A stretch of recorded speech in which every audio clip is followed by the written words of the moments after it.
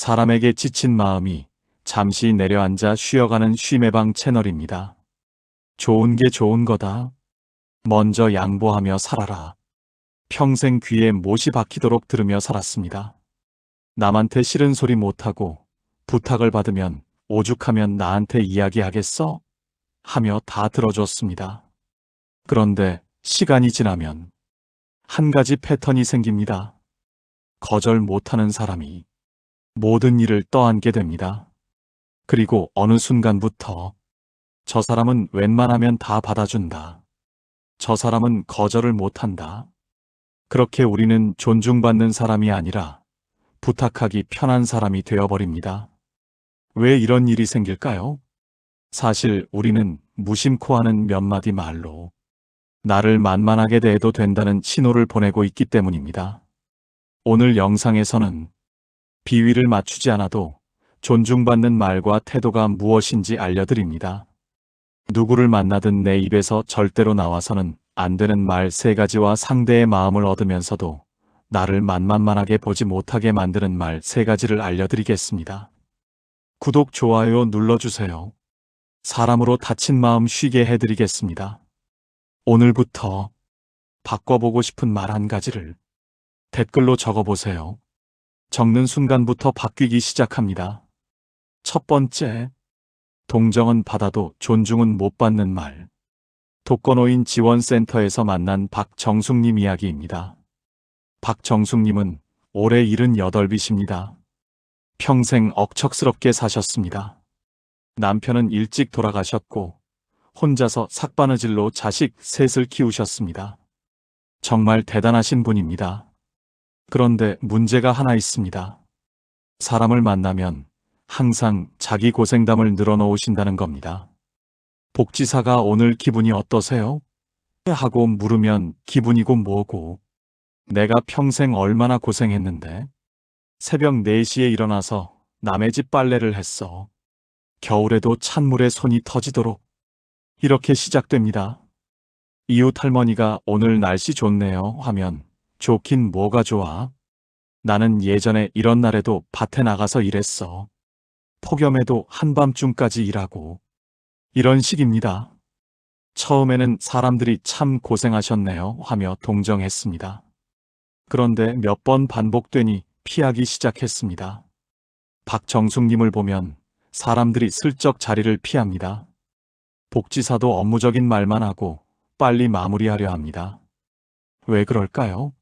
박할머니의 고생이 거짓이라서일까요? 아닙니다. 진짜 고생을 하셨습니다. 그런데 문제는 그 고생을 무기로 사용하신다는 겁니다. 미국 펜실베이니아 대학교 와튼스쿨의 애덤 그랜트 교수는 기버와 테이커에 관한 연구를 했습니다. 그는 사람들이 대화에서 자신의 불행을 반복적으로 언급하는 패턴을 분석했습니다. 연구 결과 과거의 고생을 자주 언급하는 사람들은 무의식적으로 나는 많이 고생했으니 보상받을 자격이 있다는 메시지를 보낸다고 합니다. 이것을 심리학에서는 피해자 정체성이라고 부릅니다. 문제는 사람들이 이런 메시지를 받으면 부담을 느낀다는 겁니다.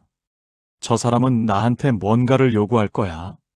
저 사람과 있으면 내가 빚진 느낌이야. 이런 무의식적 경계심이 생깁니다. 여러분, 고생은 훈장이 아닙니다. 고생은 고생일 뿐입니다. 그것을 자꾸 꺼내놓으면 사람들은 여러분을 과거에 갇힌 사람, 불평만 하는 사람으로 봅니다. 더 슬픈 건 여러분의 진짜 가치가 가려진다는 겁니다. 박할머니는 혼자서 자식 셋을 훌륭하게 키우셨습니다. 그 지혜와 강인함이 대단한데 정작 사람들은 그걸 보지 못합니다. 끊임없는 고생담에 가려져서요. 중국의 철학자 노자는 이렇게 말했습니다. 강한 것은 죽음의 물이요. 부드러운 것은 생명의 물이다. 과거의 고통을 내세우는 것은 강한 것처럼 보이지만 사실은 약한 겁니다. 진짜 강한 사람은 고통을 견뎌낸 후 그것을 내려놓을 줄 압니다. 그렇다면 어떻게 해야 할까요? 과거 이야기를 아예 하지 말라는 게 아닙니다. 적절한 상황에서 의미 있게 나누면 됩니다. 예를 들어 누군가 힘든 이야기를 꺼낼 때 나도 그런 적이 있어.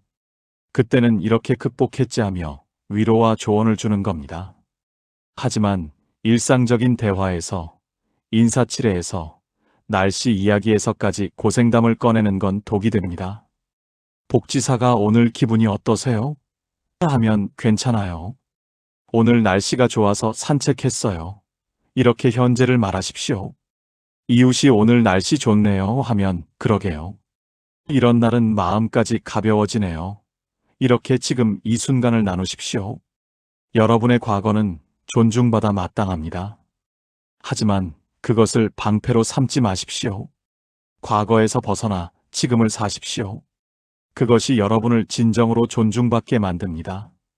고생은 말하는 게 아니라 이겨내는 겁니다. 그리고 이미 이겨내셨습니다. 이제는 그걸 내려놓으십시오. 두 번째, 만만한 사람이 되는 가장 빠른 방법. 80 가까이 되신 최종수님은 평생 회사원으로 성실하게 사셨습니다. 정년 퇴직 후 실버타운에 입주하셨는데 늘 조용하고 순한 분이셨습니다. 어느 날 실버타운에서 가을 나들이를 계획했습니다. 직원이 물었습니다. 어디 가시고 싶으세요? 설악산이요? 아니면 남이섬이요? 아, 다 좋아요. 다들 좋으시는 대로 하세요. 한 분 한 분 의견이 중요해요. 편하게 말씀하세요. 아니에요. 괜찮아요. 저는 다 좋으니까 다른 분들 의견 들어보세요. 결국 다른 분들 의견으로 설악산으로 결정됐습니다. 그런데 당일날 최종수님은 무릎이 안 좋아서 등산이 힘드셨습니다. 중간에 쉬어야 했고 다른 분들에게 미안해 하셨습니다. 나중에 알고 보니 최종수님은 사실 남이섬을 가고 싶으셨답니다. 평지라 무릎도 괜찮고 경치도 좋고요. 그런데 왜 말씀 안 하셨을까요? 나 때문에 다른 사람들이 불편하면 안 되니까 때문이었습니다. 이런 분들 정말 많습니다. 특히 여성 어르신들에게 많습니다. 오늘 뭐 드실래요? 다 좋아요. 이거 괜찮으세요? 네, 괜찮아요. 어디 가실래요? 아무데나 좋아요. 얼핏 보면 배려하는 것 같지만 사실은 도피입니다. 결정의 책임을 회피하는 겁니다. 미국 컬럼비아 대학교의 사나 쉐나가르 교수는 선택의 역설에 관한 유명한 연구를 했습니다. 그는 의사결정을 회피하는 사람들의 심리를 분석했습니다. 연구 결과 다 좋아요라고 말하는 사람들은 두 가지 무의식적 신념을 갖고 있었습니다. 첫째, 내 의견은 중요하지 않다. 둘째, 내가 의견을 내면 거절당할 것이다. 이런 신념은 어디서 올까요? 대부분 어린 시절 혹은 결혼 생활에서 형성됩니다. 내가 원하는 걸 말하면 혼났던 경험, 내 의견이 무시당했던 기억이 쌓이면서 차라리 아무 말도 안 하는 게 낫다는 방어기제가 생기는 겁니다. 그런데 문제는 이런 태도가 오히려 무시를 부른다는 겁니다. 사람들은 무의식적으로 생각합니다.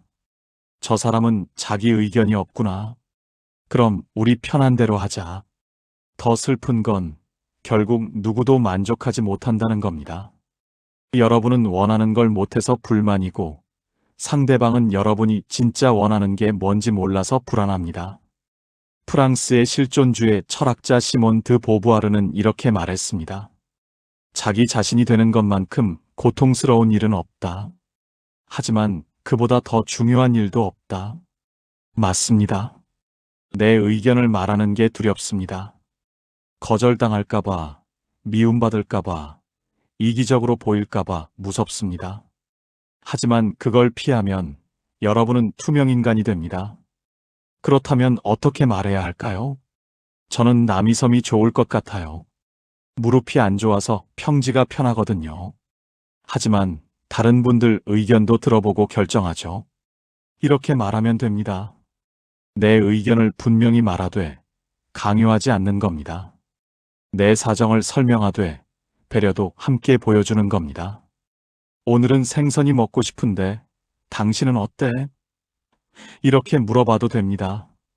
내 취향을 말하되 상대 의견도 존중하는 겁니다. 작은 결정부터 시작하십시오. 오늘 점심 메뉴를 정할 때 나는 이게 좋아라고 말해 보십시오. 처음엔 떨리겠지만 하다 보면 익숙해집니다. 여러분의 의견은 중요합니다. 여러분의 취향은 존중받아 마땅합니다. 다 좋아요가 아니라 나는 이게 좋아요라고 말할 권리가 있습니다. 그 작은 용기가 여러분을 지킵니다. 세 번째, 품격이 떨어지는 순간. 이번 봄, 동네 시장에서 만난 두 할머니의 대화입니다. 김화자님과 이춘자님은 우연히 벤치에서 마주쳤습니다. 처음 보는 사이였습니다. 안녕하세요. 날씨 참 좋네요. 그러게요. 장 보러 나오셨어요? 네. 요즘 집에만 있으면 답답해서요. 우리 아들 내외가 나 신경도 안 써요. 맨날 자기들 일만 바쁘고, 손주들도 할머니한테 전화 한 통 안 하고. 이춘자님은 어색하게 웃으며 자리를 떴습니다. 10분도 채 안 돼서요. 또 다른 경우도 있습니다. 미용실에서 처음 만난 사람에게 이렇게 말하는 분들이 계십니다. 우리 큰딸은 시집을 잘못 갔어요. 사위가 술만 먹고 돈도 안 벌어오고, 둘째 아들은 장가를 못 가요. 나이가 40인데도 우리 며느리는 친정만 좋아해요. 명절에도 시댁은 안 와요. 왜 이러실까요? 아기가 있어서일까요? 아닙니다. 외로워서입니다. 누군가 들어주길 바라서입니다. 하지만 이것이 역효과를 냅니다. 미국 텍사스 대학교 심리학과의 제임스 페니베이커 교수는 자기 폭로에 관한 40년 연구를 진행했습니다. 그의 연구에 따르면 자기 폭로는 친밀감을 높이는 효과가 있지만 조건이 있습니다. 첫째, 상대방이 들을 준비가 되어 있어야 합니다. 둘째, 점진적으로 이루어져야 합니다. 셋째, 상호적이어야 합니다. 그런데 묻지도 않은 사생활을 쏟아내는 것은 이 세 가지 조건을 모두 위반합니다. 상대는 들을 준비가 안 됐고 너무 갑작스럽고 일방적입니다. 연구 결과 이런 식의 자기 폭로는 오히려 관계를 멀어지게 만듭니다. 사람들은 무의식적으로 경계합니다. 이 사람은 경계가 없구나. 나한테 짐을 지우려는구나. 특히 자식 흉을 남발하는 것은 더 위험합니다. 왜냐하면 상대방은 이렇게 생각하기 때문입니다. 저 사람은 자기 자식도 저렇게 말하는데 나는 뒤에서 뭐라고 할까? 여러분, 가족 이야기는 신성한 영역입니다. 아무리 답답하고 서러워도 아무에게나 털어놓을 내용이 아닙니다. 중국 고전 책은담에는 이런 말이 있습니다. 가정에 추한 일은 밖으로 드러내지 말라. 이것은 단순히 체면을 차리라는 뜻이 아닙니다. 가족의 문제는 가족 안에서 해결해야 한다는 뜻입니다. 밖에 내보내는 순간 그것은 소문이 되고 여러분의 평판이 됩니다. 더 큰 문제는 이런 말들이 결국 자식들에게 돌아간다는 겁니다. 엄마가 밖에서 우리 흉보더라 하는 소리를 들으면 자식들은 어떤 기분이 들까요? 오히려 관계가 더 나빠집니다. 그렇다면 답답한 마음은 어떻게 풀어야 할까요? 첫째, 전문 상담을 활용하십시오. 요즘은 노인 상담센터, 복지관 상담실 등이 많습니다. 그곳에서는 비밀이 보장되고 전문적인 조언을 받을 수 있습니다. 둘째, 오랫동안 알고 지낸 친구와 깊은 대화를 나누십시오. 단, 그 친구도 여러분의 이야기를 들을 준비가 되어 있는지 먼저 물어보십시오. 요즘 내가 좀 답답한데 시간 있으면 이야기 좀 들어줄 수 있어? 이렇게요. 셋째, 일기를 쓰십시오. 펜으로 종이에 쓰는 것만으로도 마음이 정리됩니다. 페니베이커 교수의 연구에 따르면 하루 15분씩 글쓰기를 하면 스트레스가 현저히 줄어든다고 합니다. 하지만 처음 만난 사람, 별로 친하지 않은 사람에게는 절대로 쏟아내지 마십시오. 대신 이렇게 말하십시오. 요즘 가족들이 바빠서 자주 못 봐요. 그래도 건강하니까 다행이죠. 사실을 말하되 긍정적으로 끝내는 겁니다. 자식들도 다 컸으니 이제는 제 인생을 살아보려고요. 독립적인 모습을 보여주는 겁니다. 여러분의 아픔은 존중받아 마땅합니다. 하지만 그것을 함부로 꺼내는 순간 아픔이 아니라 험담이 됩니다. 상처가 아니라 불평이 됩니다. 말을 아끼는 것도 품격입니다. 모든 걸 다 말할 필요는 없습니다. 침묵할 줄 아는 사람이 진짜 강한 사람입니다. 지금까지 살펴본 말들은 우리를 필요 이상으로 낮아 보이게 만들고 만만하게 만드는 표현들이었습니다. 하지만 말은 바꿀 수 있습니다. 말이 바뀌면 사람들이 우리를 대하는 방식도 달라집니다. 이제부터는 관계를 지키면서도 존중을 받게 만드는 말들을 살펴보겠습니다. 첫 번째, 상대를 내 편으로 만드는 표현. 87세 송순자님은 치매 초기 증상이 있으셨습니다. 기억력이 많이 떨어지셨지만 다른 건 멀쩡하셨습니다. 그런데 가족들이 병원에 모셨습니다. 집에서는 돌보기 힘들다는 이유였습니다. 송순자님은 많이 서운해하셨습니다. 나는 이제 쓸모없는 사람이야. 짐이야 하면서 우울해하셨습니다. 그때 한 요양보호사가 이렇게 말했습니다. 할머니, 어제 제가 힘들 때 할머니가 등을 쓸어주셨잖아요. 그게 얼마나 큰 위로가 됐는지 몰라요. 할머니 덕분에 제가 힘을 냈어요. 송순자님의 표정이 환해졌습니다. 내가 그랬어?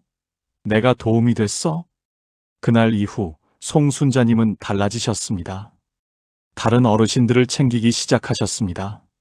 식사 시간에 옆분 물 따라주시고, 산책 나갈 때 팔 잡아주시고, 우울해하는 분 있으면 이야기 들어주셨습니다. 무엇이 송순자님을 변화시켰을까요? 바로 당신이 필요하다는 한마디였습니다. 미국 미시간 대학교의 크리스토퍼 피터슨 교수는 평생 긍정 심리학을 연구했습니다. 그는 사람들이 행복을 느끼는 순간을 분석했습니다. 연구 결과 돈을 많이 벌 때, 칭찬을 들을 때보다 더 큰 행복을 느끼는 순간이 있었습니다. 바로 내가 누군가에게 필요한 존재라는 걸 확인할 때였습니다. 특히 노년층에게는 이것이 생존과 직결됩니다. 나이가 들면 사회적 역할이 줄어듭니다. 직장에서 은퇴하고, 자식들은 독립하고, 친구들은 하나둘 세상을 떠납니다. 그러면서 나는 이제 쓸모없다는 생각이 듭니다. 이때 누군가 당신 덕분에 내가 힘을 얻었다고 말해주면 삶의 의미를 되찾습니다. 고대 로마의 철학자 세네카는 이렇게 말했습니다. 우리는 누군가에게 빛이 되어줄 때 비로소 진정으로 살아있는 것이다. 맞습니다. 누구나 존재의 의미를 갈구합니다. 특히 노년에는 더욱 그렇습니다. 그렇다면 우리는 어떻게 말해야 할까요? 자식들에게 이렇게 말해 보십시오. 엄마, 오늘 엄마가 해준 된장찌개 덕분에 힘이 났어. 아빠가 말해준 조언 덕분에 결정할 수 있었어. 친구에게도 이렇게 말하십시오. 언니 덕분에 오늘 기분이 좋아졌어. 형님 덕분에 용기가 났어. 작은 일에도 고마움을 표현하십시오. 당신이 문 열어줘서 편했어. 당신이 웃어줘서 기분이 좋아졌어. 이것은 단순한 인사치레가 아닙니다. 상대방의 존재 자체를 인정하는 겁니다. 당신이 있어서 좋다는 메시지를 전하는 겁니다. 그리고 역으로 여러분도 이런 말을 들을 자격이 있습니다. 만약 주변 사람들이 여러분에게 이런 말을 안 한다면 여러분이 먼저 해보십시오. 그러면 상대방도 배우게 됩니다. 손주야, 할머니가 뭔가 도와줄 일 없을까? 할머니도 필요한 사람이 되고 싶어. 이렇게 솔직하게 말해도 됩니다. 창피한 게 아닙니다. 누구나 필요한 존재가 되고 싶어 합니다. 여러분은 지금도 누군가에게 큰 의미입니다. 다만 그걸 말로 확인하지 못했을 뿐입니다. 오늘부터 당신 덕분에 라는 말을 자주 하십시오. 그리고 그 말을 들을 기회도 만드십시오. 그것이 서로를 살립니다. 두 번째, 사람이 당신에게 마음을 여는 순간. 두 사람이 가요교실에서 말다툼을 하고 있었습니다. 다른 분의 자리에 앉았다는 이유였습니다. 여기 내 자리예요. 맨날 여기 앉는단 말이에요. 아니, 정해진 자리도 아니면서 왜 그러세요? 목소리가 점점 커졌습니다. 주변 사람들이 난처해했습니다. 그때 정순옥 님이 나서셨습니다. 둘 다 진정하세요. 그 자리가 그렇게 중요한 자리였나 봐요. 오죽하면 그러셨겠어요. 그리고는 자리 다툼을 하던 분에게 조용히 말했습니다. 어르신, 혹시 요즘 무슨 걱정 있으세요? 평소에는 안 그러시는데. 그러자 그분이 울음을 터뜨렸습니다. 며칠 전에 아들이 이사 간다고 했어요. 멀리. 나 혼자 남겨두고. 그 생각만 하면 여기 가요교실에 와야 사람 얼굴이라도 보지. 알고 보니 자리 다툼이 아니었습니다. 외로움이었습니다. 불안이었습니다. 그 자리가 유일한 안식처였던 겁니다. 정순옥님의 한마디 오죽하면 그러셨겠어요가 상황을 바꿨습니다. 미국 시애틀 워싱턴 대학교의 존 가트맨 박사는 40년간 부부관계를 연구했습니다. 그는 수천 쌍의 부부를 관찰하며 어떤 부부가 오래가고 어떤 부부가 이혼하는지 예측할 수 있었습니다. 그가 발견한 결정적 차이는 무엇이었을까요? 바로 경멸의 유무였습니다. 한쪽이 실수하거나 문제를 일으킬 때 왜 그래? 또 그래? 답이 없네. 같은 경멸의 언어를 사용하는 부부는 높은 확률로 이혼했습니다. 반면 무슨 일이 있었어? 힘들었겠네. 이해의 같은 수용의 언어를 사용하는 부부는 오래갔습니다. 이것은 부부만이 아닙니다. 모든 인간관계에 적용됩니다. 누군가 이상한 행동을 할 때 우리는 보통 판단하고 비난합니다. 저 사람은 왜 저래? 이해가 안 돼. 답답해 죽겠네. 하지만 정순옥님처럼 오죽하면 그러셨겠어요 라고 말하는 순간 상황이 바뀝니다. 비난에서 이해로, 판단에서 공감으로 전환되는 겁니다. 고대 그리스의 철학자 에픽토스는 이렇게 말했습니다. 다른 사람을 이해하려면 그의 신발을 신어보라. 맞습니다. 우리는 다른 사람의 사정을 모릅니다. 그 사람이 어떤 아픔을 겪었는지, 어떤 두려움을 안고 사는지 모릅니다. 하지만 오죽하면 그러셨겠어요 라는 한마디는 내가 몰라도 존중한다는 메시지를 보냅니다. 그렇다면 언제 이 말을 사용해야 할까요?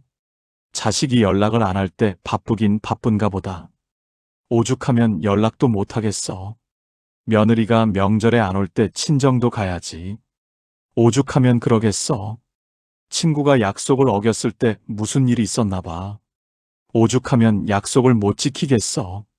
이것은 상대방을 두둔하는 게 아닙니다. 상대방에게도 사정이 있음을 인정하는 겁니다. 그리고 이런 태도는 여러분 자신에게도 평화를 줍니다. 화내고 원망하는 것보다 이해하고 수용하는 게 마음이 편합니다. 60년, 70년을 살아오시면서 여러분도 많은 실수를 하셨을 겁니다. 그때 누군가 오죽하면 그러셨겠어요 라고 말해줬다면 얼마나 위로가 됐을까요? 이제 여러분이 그 말을 해주는 사람이 되십시오. 세상은 이미 비난으로 가득합니다. 판단으로 차고 넘칩니다. 그 속에서 한 사람이라도 오죽하면 그러셨겠어요 라고 말해준다면 그것만으로도 빛이 됩니다. 여러분이 그 빛이 되십시오. 세 번째, 약해 보이지 않으면서 사과하는 법. 75세 김영일님은 평생 교직에 계셨던 분입니다. 은퇴 후에도 경륜과 지식이 대단하셔서 복지관에서 한문 강좌를 열고 계셨습니다. 어느 날 수강생 중 한 분이 질문했습니다. 선생님, 이 한자의 뜻이 이런 의미도 있지 않나요? 김영일님은 처음 들어보는 해석이었습니다. 자존심이 상했습니다. 내가 평생 한문을 가르쳤는데 이 사람이 나한테 가르치려 드네. 두 가지 선택지가 있었습니다. 첫째, 아니요. 그건 틀린 해석입니다. 정확한 뜻은 이겁니다. 둘째, 오, 그런 해석도 있군요. 제가 그 부분은 미처 몰랐네요. 김영일님은 고민했습니다. 평생 선생님으로 살아온 자존심이 허락하지 않았습니다. 하지만 집에 와서 사전을 찾아보니 수강생의 말이 맞았습니다. 그 한자에는 실제로 그런 뜻도 있었습니다. 다음 주 강좌에서 김영일님은 말했습니다. 지난주에 질문하신 분, 제가 집에 가서 확인해 봤습니다. 맞았습니다. 제가 그 부분은 미처 몰랐네요. 덕분에 저도 배웠습니다. 감사합니다. 그날 수강생들의 표정이 달라졌습니다. 존경의 눈빛이었습니다. 한 수강생이 말했습니다. 선생님, 같은 분도 배우려 하시니 저희도 더 열심히 해야겠어요. 이후로 김영일님의 강좌는 더 활기차졌습니다. 수강생들이 더 적극적으로 질문하고 의견을 나눴습니다. 무엇이 달라졌을까요? 김영일님이 제가 그 부분은 미처 몰랐네요 라고 인정한 것입니다. 미국 스탠포드 대학교의 캐롤 드웩 교수는 평생 성장 마인드셋을 연구했습니다. 그녀는 사람들을 두 그룹으로 나눴습니다. 고정 마인드셋, 나는 이미 완성된 사람이다. 실수는 내 무능의 증거다. 성장 마인드셋, 나는 계속 배우는 사람이다. 실수는 배움의 기회다. 연구 결과 성장 마인드셋을 가진 사람들이 더 행복하고 더 성공적이고 더 존경받았습니다. 왜냐하면 그들은 실수를 인정할 수 있었기 때문입니다. 내가 틀렸다가 아니라 내가 몰랐다고 말할 수 있었기 때문입니다. 특히 나이가 들수록 이것이 중요합니다. 젊었을 때는 모르는 게 당연합니다. 하지만 나이가 들면 나는 다 안다는 착각에 빠지기 쉽습니다. 그리고 그 순간 배움이 멈춥니다. 성장이 멈춥니다. 존경도 멈춥니다. 중국의 철학자 공자는 73세에 이렇게 말했습니다. 나는 아침에 도를 들으면 저녁에 죽어도 좋다. 73세의 노인이 아직도 배우고 싶다고 말한 겁니다. 그게 진짜 지혜입니다. 그렇다면 어떻게 말해야 할까요? 제가 그 부분은 미처 몰랐네요. 오, 그런 방법도 있군요. 배웠습니다. 제가 생각이 짧았습니다. 당신 말이 맞았어요. 제가 잘못 알고 있었네요. 이런 말들이 여러분을 초라하게 만들까요? 아닙니다. 오히려 품격 있게 만듭니다. 왜냐하면 이것은 나는 완벽하지 않다를 인정하는 용기이기 때문입니다. 나는 계속 배운다는 겸손이기 때문입니다. 사람들은 완벽한 사람을 존경하지 않습니다. 완벽한 척하는 사람을 싫어합니다. 하지만 부족함을 인정하면서도 배우려는 사람을 존경합니다. 오늘부터 한번 실천해 보십시오. 자식이 뭔가 알려주려 할 때, 그래, 엄마는 그거 몰랐어. 알려줘서 고마워. 손주가 스마트폰 사용법을 알려줄 때, 할머니가 잘 몰라. 가르쳐줘. 친구가 새로운 정보를 알려줄 때, 그랬구나. 내가 미처 몰랐네. 고마워. 이 한마디가 관계를 바꿉니다. 여러분을 더 사랑스럽게 만들고 더 존경받게 만듭니다. 나이가 많다고 다 아는 게 아닙니다. 나이가 많을수록 겸손해야 합니다. 제가 그 부분은 미처 몰랐네요. 이 말 한마디가 여러분을 진짜 어른으로 만듭니다. 오늘 우리는 7가지 말에 대해 이야기했습니다. 나를 우습게 만드는 말 3가지. 내가 고생한 걸 알면 다 좋으실 대로 하세요. 묻지도 않은 사생활과 자식 흉을 남발하는 말. 그리고 마음을 여는 3가지 말. 당신 덕분에 든든하네요. 오죽하면 그러셨겠어요. 제가 그 부분은 미처 몰랐네요. 우리가 하는 말은 우리 마음의 그림자입니다. 세상을 어떻게 바라보는지가 말에 담깁니다. 그리고 기억하십시오. 여러분은 이미 충분히 가치 있는 존재입니다. 다만 그것을 표현하는 방법을 몰랐을 뿐입니다. 이제는 알았습니다. 작은 실천을 해볼 차례입니다. 사람과 사람 사이, 너무 가깝지도 멀지도 않게 그 거리를 함께 배우는 쉬매방 채널입니다. 구독과 좋아요로 함께 해주세요.